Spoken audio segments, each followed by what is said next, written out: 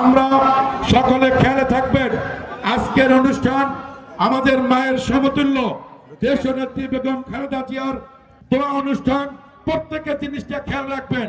দুঃখের বিষয়, নেত্রী আমাদের আপোষ করেন নাই বিদায় তিনি ওনাকে জেলে যেতে হয়েছিল। বিপ্লবী সভাপতি, আন্দোলন সংগ্রামের সাহসী নেতৃত্ব জনাব মুস্তফা কামাল মঞ্জু, সাবেক সভাপতি জেলা বিএনপি আনিসুর রহমান খান হেলালকে সভাপতিত্ব গ্রহণ করার জন্য বিশেষভাবে অনুরোধ করছি।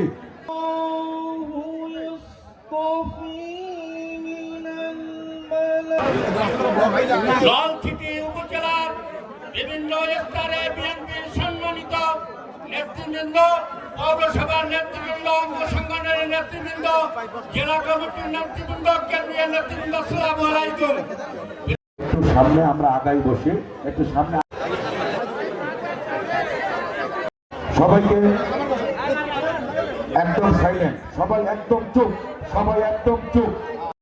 দৃষ্টি আকর্ষণ করছি আজকের এই দোয়া অনুষ্ঠান আমাদের দেশনেত্রী বেগম খালেদা জিয়ার রুহের মাগফিরাত কামনায় দোয়া অনুষ্ঠান।